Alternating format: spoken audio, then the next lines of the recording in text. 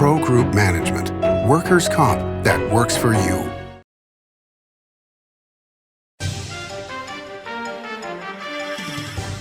Welcome to Nevada Newsmakers. On the broadcast today, Glenn Cook joins us. He's the executive editor of the Las Vegas Review-Journal, here for the whole show on an all-new Nevada Newsmakers.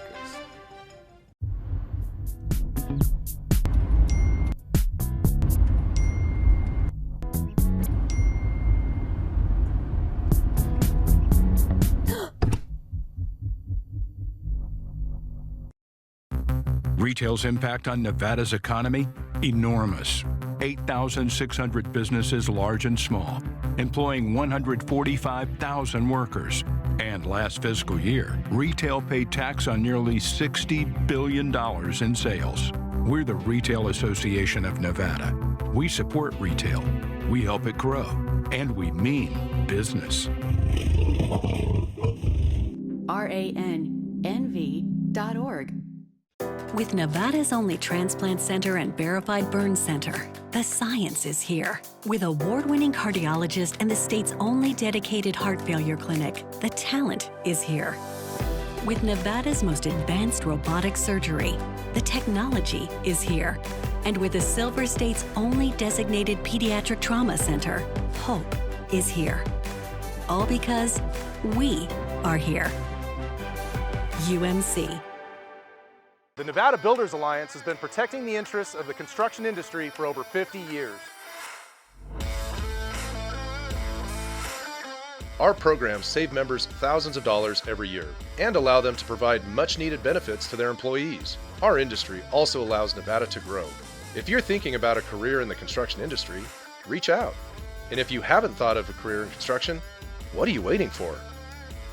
We are the Nevada Builders Alliance. Save money and take transit. Did you know you can ride the bus all day for less than what it would cost you for a gallon of gas? Plan your trip now by going to rtcwashoe.com. This is Nevada Newsmakers with host Sam Shad, a no-holds-barred political forum. Now, from the Nevada Newsmakers broadcast headquarters, here is Sam Shad. And back on Nevada Newsmakers, coming to you from the Ahern Hotel in downtown Las Vegas. We are delighted, as always, to welcome back to the program Glenn Cook. He is the executive editor of the Las Vegas Review-Journal. Really a pleasure to have you back, sir. Thank you. Thank you for having me back on, Sam. It's been a very tough time for you and the newspaper family. I wanted to kind of zero in initially on a specific thing regarding the death of Jeff German, and that is the fact that Metro and the DA's office are trying to get into the phones, computers, notebooks of a reporter who did nothing but investigative pieces for as long as anybody can remember. What does that open as far as a Pandora's box go for you? Well, it's our highest level concern right now, and we've been working to stop this examination of Jeff's devices, almost since his murder. We had a couple of weeks of good faith talks with the state parties, but we were unable to reach an agreement. Fortunately, right now, we have an injunction in place. We have a permanent injunction in place, and Metro has agreed to not search these devices. A cell phone, 4 personal computers, and an external hard drive. They've agreed they're not going to look at these devices until we get a court order that says they can do so, or if we have our way, that they can do so only under very strict circumstances that honor the SHIELD law. Right now, Metro, the district attorney, and the public defender's office essentially want to be able to function as though the SHIELD law doesn't exist, and that its privileges essentially terminate on the death of a reporter. So imagine the precedent that essentially they're asking for, which is you murder a journalist, you get to take the reporter's SHIELD law privileges with the journalist's life, and as a criminal defendant, you get to go looking through a reporter's unpublished material, confidential contacts, incredibly dangerous potential precedent we're looking at. There has never been a case litigated like this in United States history, as far as we can determine, and the entire national media industry is going to be watching as this plays out before the Nevada Supreme Court now to see what they say about shield law privilege. It's important to note that as written, the Nevada shield law, one of the strongest, if not the strongest shield law in the country, strongest state shield law. As you know, there's no federal shield law. Right. But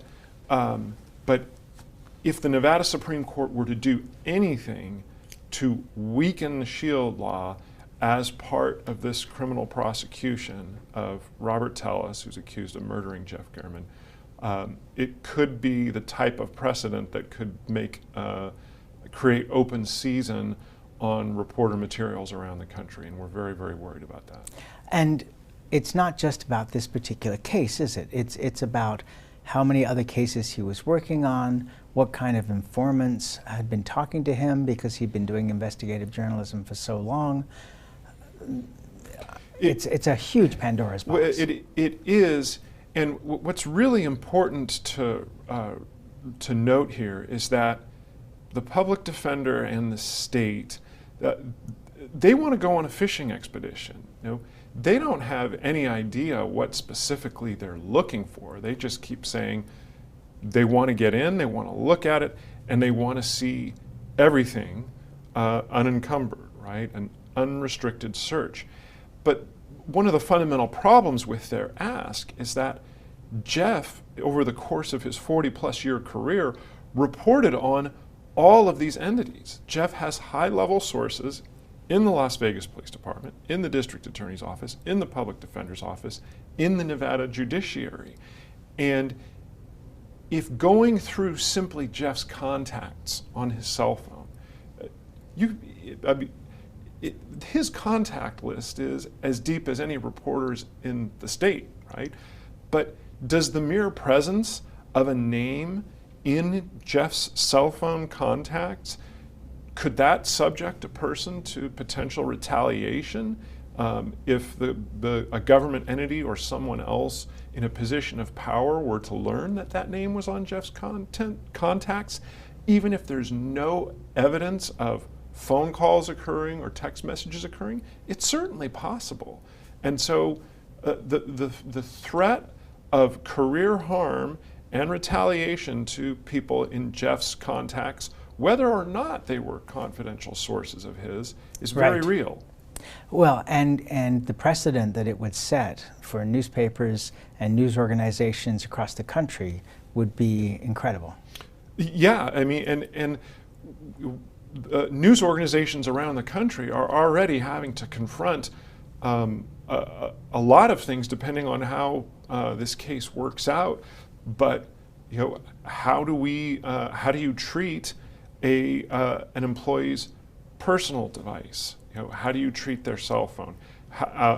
What do you do to make sure that they are not doing any work product on a personal device that at some point could be seized by law enforcement? It's very troubling, and it is very much, as you said, a Pandora's box. It's interesting you bring that up because in talking to several people who work at a high level for government agencies in Nevada, they keep personal email accounts, Gmail accounts, versus their cell phone and their regular email accounts that they use for work, because those could be subpoenaed in a court situation. So this is not something that people aren't already aware of. Well, and fortunately, the Nevada Supreme Court, has ruled that anyone in government who uses a personal email account or a personal device to conduct government business, that the resulting product is considered public record. I mean, that's been litigated and that's been determined. But what we're really concerned about is the communications that we know Jeff has had with high-level public officials around the state to obtain confidential information, and the recognition that not all of certainly nowhere near all of the information that Jeff or any reporter receives from a confidential source is something that ends up being published or being published directly attributable to that source. Or being accurate, for that matter. Correct. So a lot of times a reporter will get a tip, get information from a confidential source on the condition that it can't be published solely from that source, right? But reporters will then undertake the lengthy process of trying to confirm the legitimacy of the information and then reaching out to multiple other sources to find people who will talk about it on the record to make the story stronger and publishable. So the role of a confidential source is not simply to provide information that is absolutely published all the time and attributable to a confidential source. A lot of time it's information that simply sets us on a path to reporting out a story. And all of our reporters utilize confidential sources. All of them do. There was a case a few years ago where Apple refused to open an iPhone in a particular court case. But in the end, hackers were able to open that iPhone. So that opens up other doors that have to concern you. Yeah, at this point, we have no reason to believe that authorities are not going to be able to access these devices if they're granted permission. Right, right. So we are operating, our entire legal strategy is operating under the assumption that if they are given permission to access this information, they will be able to do so. Now, you have made offers, as I understand it, that a special master of some kind, a judge, perhaps from Northern Nevada, somebody who's not intimately involved with this, could look over the material and bring forth whatever might be needed by these entities, because somebody does deserve, whether they appear to be guilty or not, it's alleged at the time, that they should have a right to a defense until proven guilty or otherwise. Can you explain what you've offered at this point in time? Sure. So it is important to note that no one wants justice for Jeff German more than the Las Vegas Review-Journal, right? And we've made it clear that this is not an absolute, a fight of absolutes where we're saying you can't get anything and they're saying we want everything, right? What we have offered is we've said, look, we have a high degree of confidence that the vast, vast majority of information that is contained on Jeff's cell phone and his computers is of absolutely no bearing to this criminal prosecution. So what we have proposed is, let us or our representative look through all the materials first and forward anything that could be of interest to the prosecution or the defense to a neutral, independent, special hearing master, someone with no direct ties to Metro, the district attorney's office, the public defender's office, or the state judiciary, someone of independence, and let them look at that material and decide whether it is of relevance to the prosecution or the defense. And what's been the response? The response has been so far that Metro Police in particular have made it very clear that they want people under Metro's employment to be the ones who are going through those devices. And our position has been, we're not okay with that because Jeff had so many sources in Metro. And the idea that, hey, if we promise to do this, under a protective order, right? We'll look at everything and, hey, we promise not to tell anybody what the names of sources or any confidential information that we see. Retaliation can take many forms and it can take place over a very long period of time. That's not a promise we're willing to accept. All right, let's take a break. We'll come back and we'll look at some other angles of this case with Glenn Cook from the Review-Journal after this time out. Ahern Rentals began as Signal Gas Station on Las Vegas Boulevard. Founder John Ahern grew the business by offering rentals. His son Don built on John's legacy, growing Ahern Rentals into the largest independently owned American rental company, with 89 locations in 30 states. Don also brought his experience and vision to equipment manufacturing with Extreme Manufacturing and Snorkel.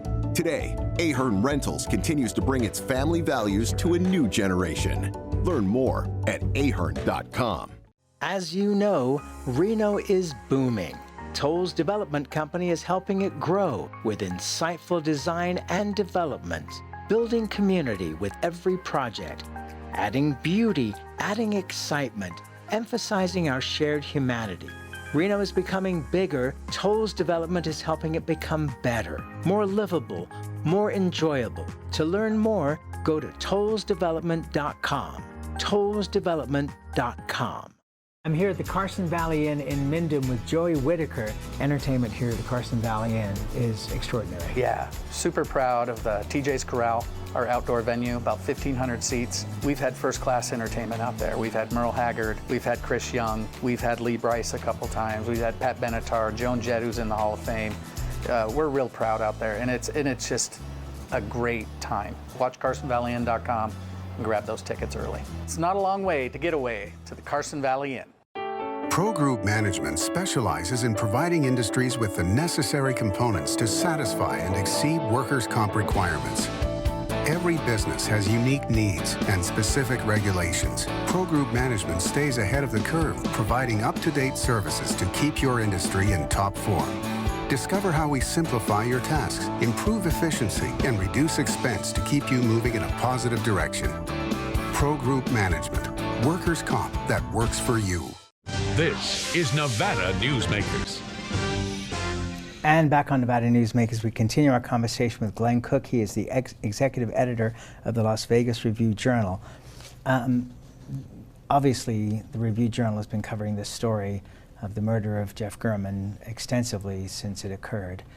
But in particular, what I found fascinating was a story that David Ferrara wrote.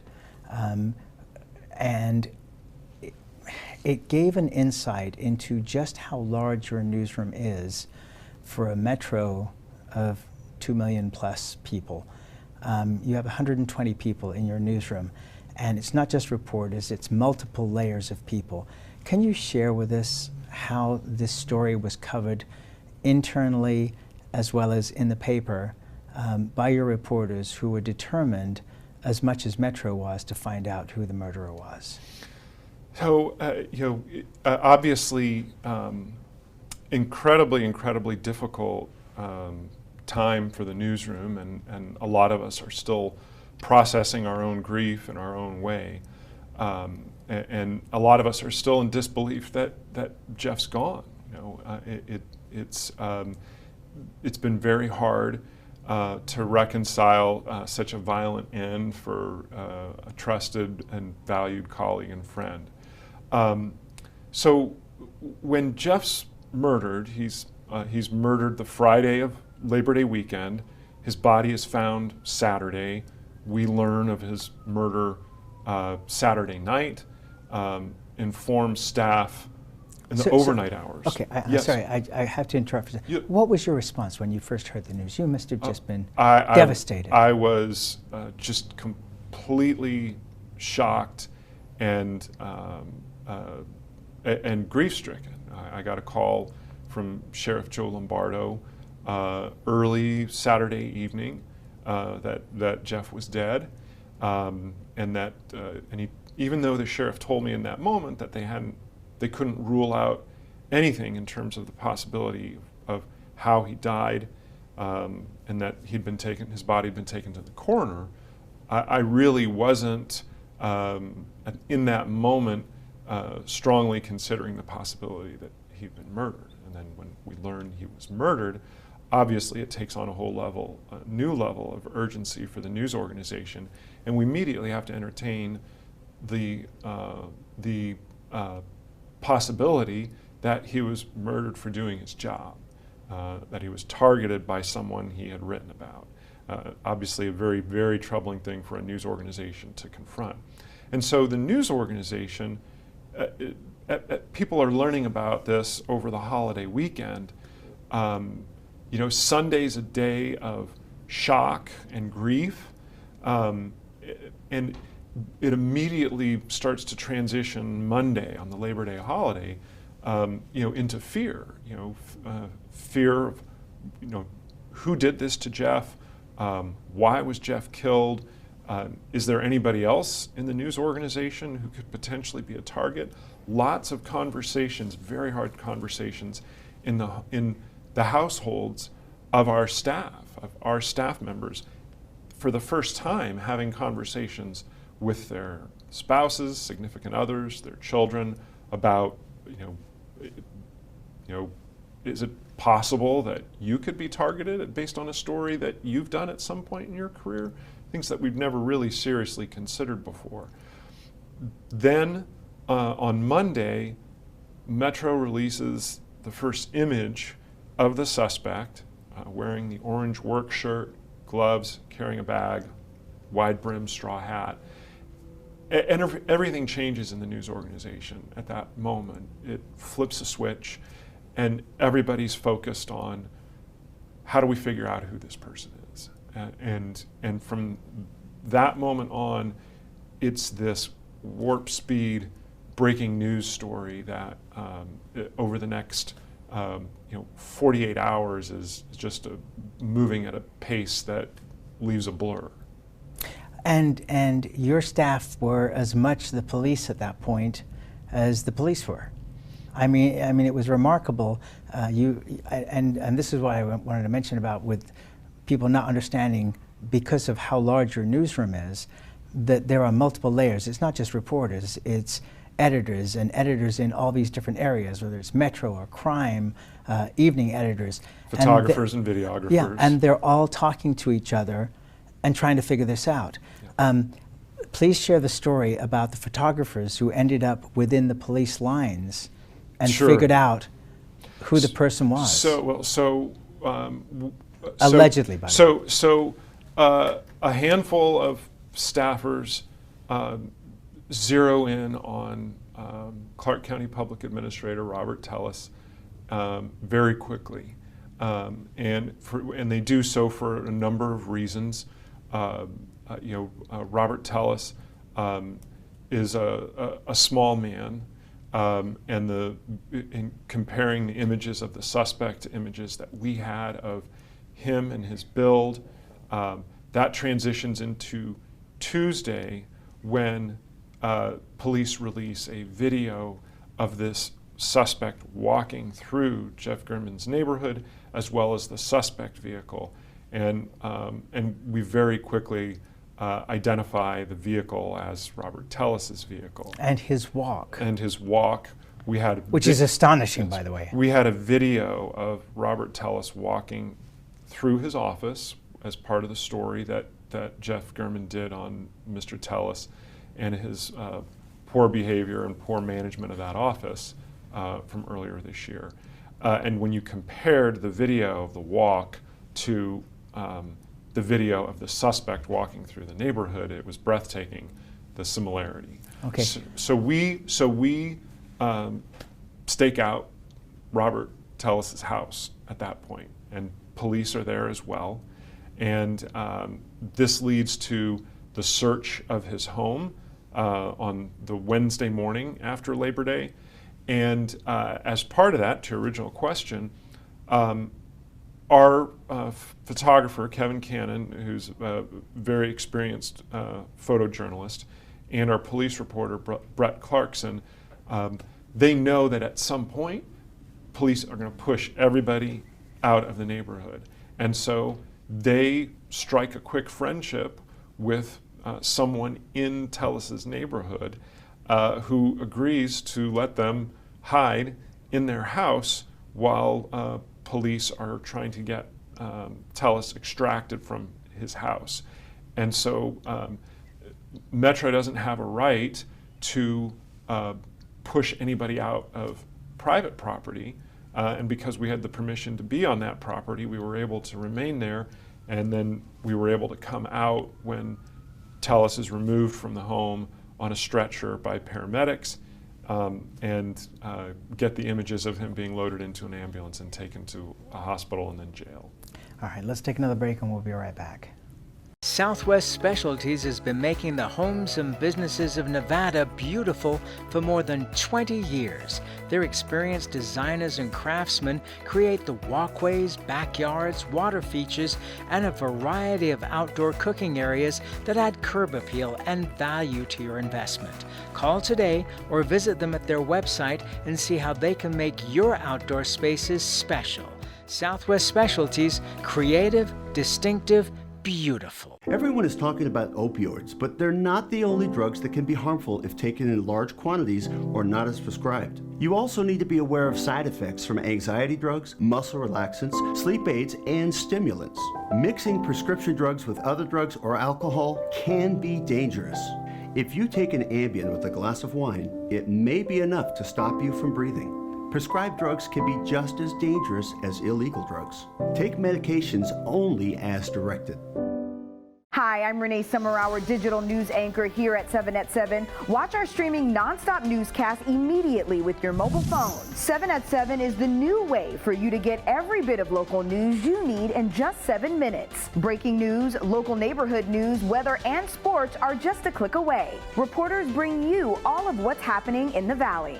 From Roku, Amazon Fire, Apple TV, YouTube, and more. Get every bit of local news you need from the RJ and LVRJ.com. This is Nevada Newsmakers.